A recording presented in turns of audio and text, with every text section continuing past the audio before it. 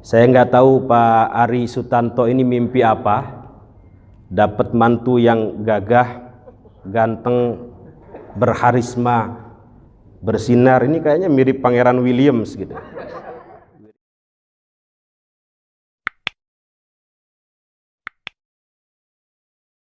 Assalamualaikum warahmatullahi wabarakatuh. Alhamdulillahilladzi khalaqa minal ma'i basyara faja'alahu nasaban wa sihra wa kana rabbuka qadira. Asyhadu an la ilaha illallah wa asyhadu anna sayyidana Muhammadan abduhu wa rasuluhu wa safiyyuhu wa khaliluhu wa habibuhu. Allahumma fasalli wa sallim wa barik wa taraham wa tahannan wa syarrif wa karrim wa majid wa azim wa an'im ala sayyidina wa maulana Muhammadin wa ala alihi wa ashabihi ajma'in, amma ba'd. Faqad qala Allahu azza wa jalla fi muhkami tanzilih, a'udzu billahi minasy syaithanir rajim, wa ashiruhunna bil ma'ruf fa in karihtumuhunna fa'asa an takrahu syai'an wa yaj'alallahu fihi khairan katsira. Wa qala an-nabiyyu sallallahu alaihi wasallam, idza tazawwajal 'abdu faqad istakmala nisfa dinihi falyattaqillaha fin nisfil baqi, au kama qala ar-rasul sallallahu alaihi wasallam. Hadirin yang saya muliakan, para alim ulama, para guru, tuan guru, para sepuh, bini sepuh, para aparatur pemerintah setempat, tokoh masyarakat dari TNI maupun dari Polri, baik Angkatan Darat, Angkatan Udara maupun Angkatan Laut yang hadir dalam kesempatan yang mulia ini, terkhusus keluarga besar Al-Mukarram Bapak Haji Maijen Purnawirawan Anang Dwi Tono SE MM dan Ibu Hajah Asni Husein, serta keluarga besar Bapak Ari Sutanto dan Ibu Lisa ya. Mudah-mudahan hadirnya kita di sini menyaksikan, mendoakan kedua mempelai dicatat sebagai amal soleh, amal ibadah, amal baik yang dapat memperberat timbangan kebaikan kita di akhirat. Dan yang berbahagia yang baru saja mendapatkan SIM, surat izin mengapa-ngapain, surat izin mandi bareng nanti ya, surat izin M-nya apa lagi? Menikah. Kita doakan dengan doa baginda Nabi besar Muhammad sallallahu alaihi wasallam, barakallahu laka wa baraka alaika wa jama'a bainakuma fi khair. Semoga Allah memberkahi saudara Febri dan saudari Sasha, memberkahi pernikahannya, menghimpun keduanya dalam kebaikan, diberikan sakinah yang dibalut mawaddah dan rahmah. Saya nggak tahu Pak Ari Sutanto ini mimpi apa, dapat mantu yang gagah, ganteng, berharisma, bersinar. Ini kayaknya mirip Pangeran Williams gitu, mirip Pangeran Charles ya. Ini kalau dalam bahasa orang pesantren, bahasa alfiyah, al-fa'ilul ladzi kamarfu'ai ata zaidun muniran wajhuhu ni'mal fata. Sekali lagi kita doakan mudah-mudahan pernikahannya diberkahi, diberikan anak keturunan yang soleh dan solihah. Saya nggak tahu dikasih waktu sampai jam berapa Pak Haji? Sampai Isya. Pokoknya kalau sudah selesai Pak Haji. Biasanya pengantin maunya jangan lama-lama gitu ya. Gimana? Kesepakatan aja nih, sampai jam berapa saya? Dari WO 10 menit. Wah, baru mau kodimah nih kalau 10 menit. Tapi mohon izin, mungkin nanti kalau lebih 10 menit mohon diingatkan. Hadirin yang Allah muliakan, Pernah suatu hari ada 3 sahabat baginda Nabi besar Muhammad sallallahu alaihi wasallam mengunjungi rumah Rasulullah sallallahu alaihi wasallam. Kemudian 3 orang ini bertanya kepada istri-istri beliau.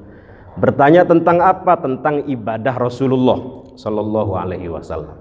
Setelah mendengar penjelasan istri-istri Rasulullah, mereka menganggap bahwa ibadahnya Rasulullah ini sedikit.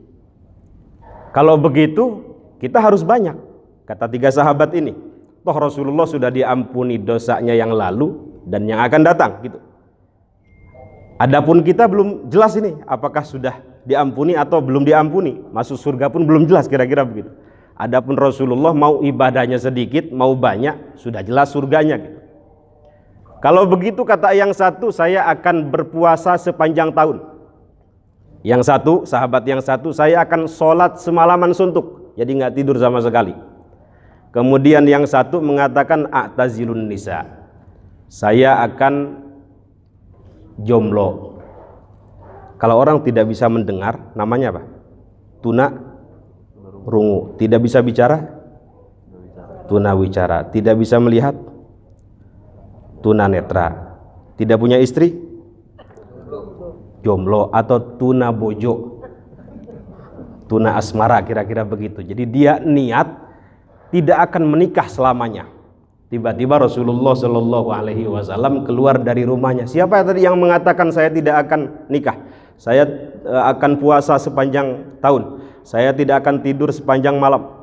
Kalian kata Rasulullah. Demi Allah, kata beliau, wallahi innila akhsyakum lillah wa atqakum lah. Demi Allah, kata beliau, saya ini orang yang paling takut kepada Allah, paling bertakwa kepada Allah. Lakinni asumu wa uftir, akan tetapi saya ini puasa, saya juga buka, jadi nggak puasa sepanjang tahun. Wa usalli wa arkud, saya pun sholat, saya pun tidur, gitu. Jadi nggak sholat sepanjang malam. Likulli dzi haqqin haqqah, karena mata butuh hak untuk istirahat, tangan butuh hak untuk istirahat, istri butuh hak untuk dikelonin, suami butuh hak untuk di apa-apain, gitu ya. Jadi likulli dzi haqqin haqqah. Wa atazawwajun nisa, kata beliau, dan saya pun tidak jomblo, saya menikahi perempuan-perempuan. Kemudian di akhir hadis beliau mengatakan faman raghiba an sunnati falaisa minni, siapa yang tidak senang dengan sunnahku, dengan perilakuku, dengan cara beragamaku, falaisa minni, maka dia bukan golongan umatku.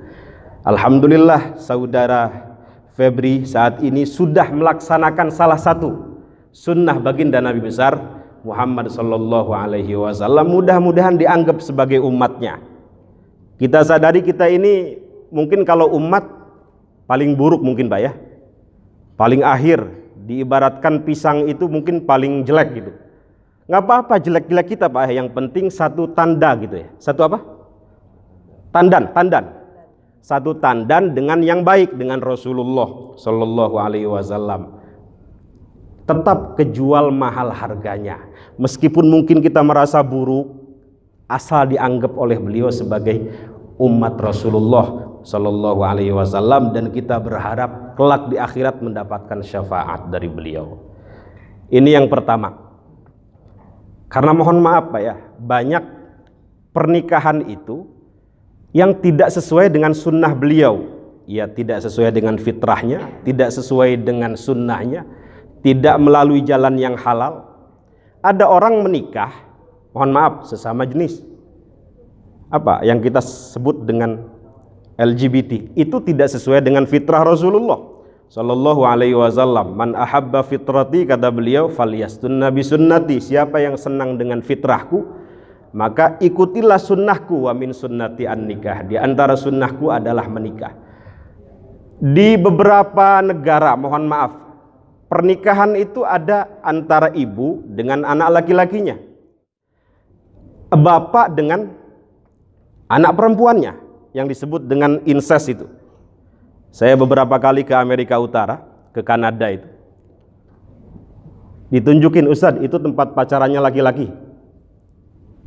Tempat pacarannya laki-laki. Jadi di sini legal pernikahan sesama jenis. Alhamdulillah ini sesuai dengan fitrah yang diajarkan oleh Rasulullah Shallallahu Alaihi Wasallam. Nanti lama-lama kalau di Indonesia dilegalkan, ada orang menikahi barang antiknya. Sudah ada itu di media sosial. Ada orang menikahi anjingnya, ada orang menikahi jin dan seterusnya. Nah, ini semua tidak sesuai dengan fitrah Rasulullah Shallallahu Alaihi Wasallam.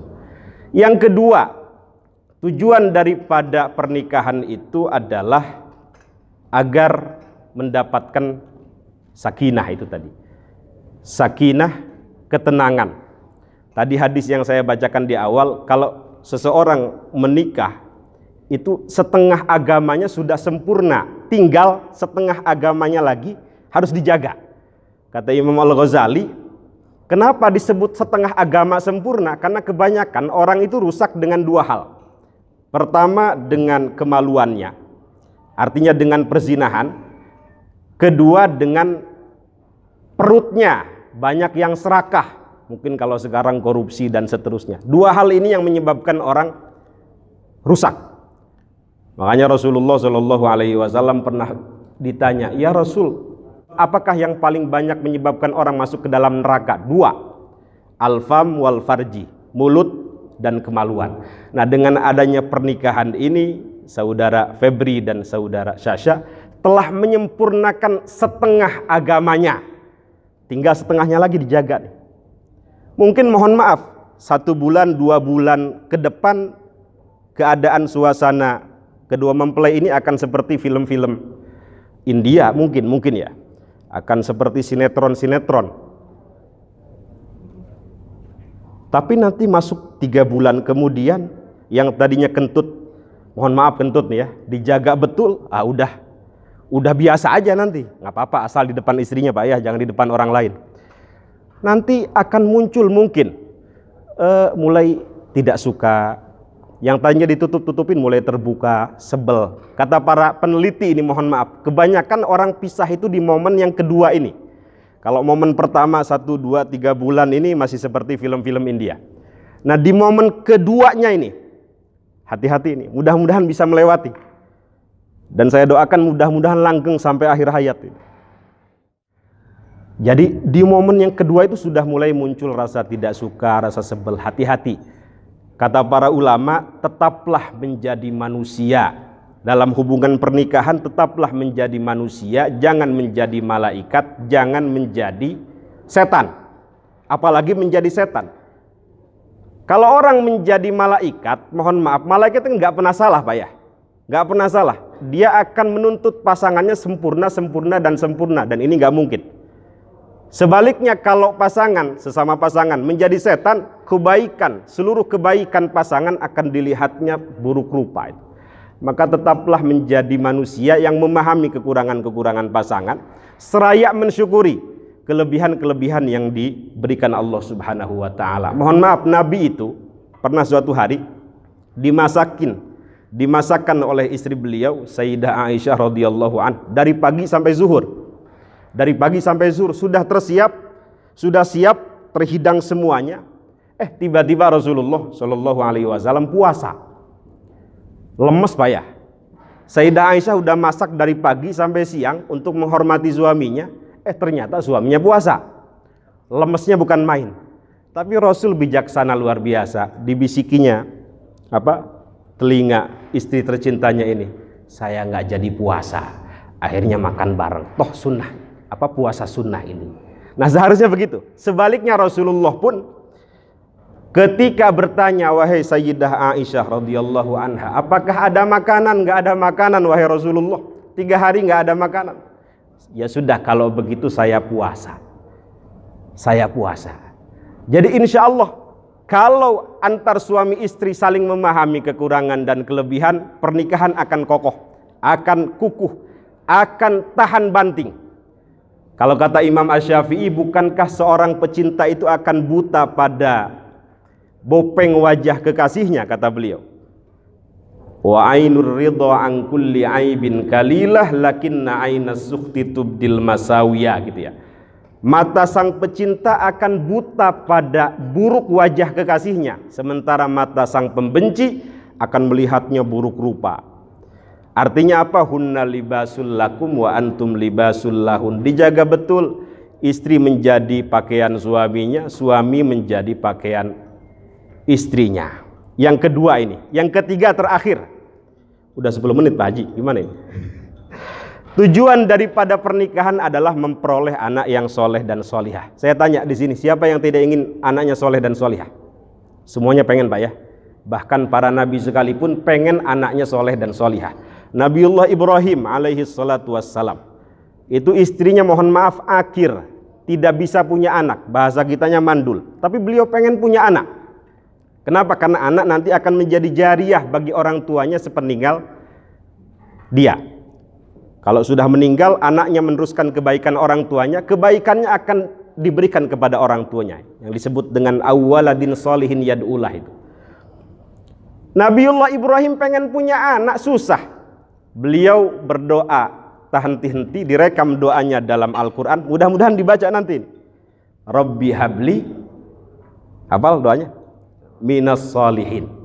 Coba, Rabbi habli minas solihin. Doa Nabi Ibrahim, ya Allah anugerahkan kepadaku keturunan yang termasuk orang-orang soleh. Dikabulkan doa beliau meskipun mandul istrinya. Lahir siapa? Nabiullah Ismail alaihi salatu wassalam. 14 tahun kemudian lahir Nabiullah Ishak alaihi salatu wassalam. Begitupun Nabi Zakaria, mohon maaf, istrinya akir, nggak bisa punya anak, tapi nggak berhenti berdoa. Pengen punya anak yang bisa meneruskan kebaikan-kebaikannya, meneruskan perjuangan-perjuangannya agar menjadi jariah. Doa beliau direkam dalam Quran, mudah-mudahan dihafal nanti. Rabbi habli apa? Min ladunka dzurriyyatan thayyibatan innaka sami'ud du'a itu. Mudah-mudahan hafal dan dibaca setiap selesai sholat. Ya Allah anugerahkan kepadaku min ladunka dari sisimu dzurriyyatan thayyibah, keturunan yang baik, innaka sami'ud du'a. Sesungguhnya engkau zat yang maha mendengar doa. Dikabulkan doa beliau, lahir siapa? Nabiullah Zakaria. Bukan Nabiullah Zakaria, anaknya Nabi Zakaria siapa? Nabiullah Yahya alaihi salatu wassalam, yang nama Yahya ini langsung diberikan oleh Allah kepada putranya Nabi Zakaria. Direkam dalam Quran, ya Zakaria inna nubashiruka bi ghulamin ismuhu Yahya, itu lam naj'al lahu min qablu samiyya. Jadi kalau misalnya nanti susah punya anak, minta saja, tidak ada yang tidak mungkin. Mudah-mudahan diberikan anak keturunan yang baik, yang soleh dan solihah dan menjadi jariah. Terakhir dan paling terakhir ini, kata para ulama, untuk menjadikan anak kita soleh dan solihah, selain lingkungan, pendidikan, pergaulan, satu, mulai dari sekarang ini, keadaan orang tua itu sendiri. Ya Allah, saya pengen punya anak yang hafidhul Quran, maka ayahnya harus senang dengan Quran, ibunya harus senang dengan Quran. Biasakan setiap hari baca Quran, melihat para ahli Quran dihormati, kira-kira begitu. Kalau pengen anak keturunan kita cinta Al-Quran. Kata mereka, salahul aba sababun li salahil abna. Baiknya orang tua itu menjadi sebab terbesar baiknya seorang anak. Bahkan mohon maaf, kebaikan atau solehnya orang tua tidak hanya berpengaruh pada solehnya baiknya seorang anak. Anak dan seluruh keturunannya akan dijaga oleh Allah subhanahu wa ta'ala. Pernah suatu hari mohon maaf, Nabiullah Khidir alaihi salatu wassalam melewati satu daerah. Di situ ada satu rumah milik 2 anak yatim, mau roboh ditegakkan oleh beliau Nabi Khidir. Kenapa ditegakkan? Karena di dalamnya ada harta terpendam milik 2 anak yatim ini, dijaga melalui Nabi Khidir. Dalam surat Al-Kahf, wa ammal jidaru fakana li ghulamaini yatimaini, dan seterusnya. Kenapa harta ini dijaga melalui Nabi Khidir? Terusan ayat ini, wa kana abuhuma sholiha, karena dulu buyutnya gemar melakukan amal soleh, senang melakukan kebaikan. Kata para ulama tafsir, mohon maaf, dari 2 anak yatim ini sampai buyutnya 7 tingkatan itu Pak. Ada yang mengatakan 8 tingkatan, ada yang mengatakan 9 tingkatan. Namanya udah apa kira-kira? Cucu, buyut, jangkawareng, udeg-udeg naon deui.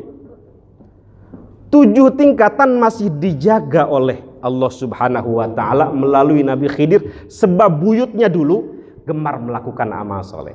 Jadi nggak ada ruginya. Bapak sekarang senang baca Quran, senang sedekah, senang ke masjid, senang baca Quran. Itu akan berpengaruh kuat pada anaknya, berpengaruh positif pada cucunya, terus sampai bawah. Tidak hanya soleh tetapi akan dijaga oleh Allah Subhanahu wa taala. Karena itu, kalau orang dulu beramal diniatkan untuk anaknya. Ada seorang ulama besar namanya Al-Imam Sa'id Ibnul Musayyab. Habis sholat dipanggil anaknya, wahai anakku, la azidanna fi sholati min ajlik. Saya ini memperbanyak sholat, memperbanyak sedekah, memperbanyak baca Quran, tidak lain dan tidak bukan untukmu. Raja'an an uhfadhafik. Aku ini berharap kebaikan Allah, penjagaan Allah, sebab amal solehku diberikan kepadamu. Mudah-mudahan sekali lagi kita doakan kedua mempelai diberkahi pernikahannya, diberikan anak keturunan yang soleh dan solihah, menjadi qurrata a'yun, waj'alna lil muttaqina imama, dan langgeng sampai akhir hayat. Amin amin ya rabbal alamin. Terima kasih atas segala perhatian, mohon maaf atas segala kekurangan. Wallahul muwaffiq. Assalamualaikum warahmatullahi wabarakatuh. Waalaikumsalam warahmatullahi wabarakatuh.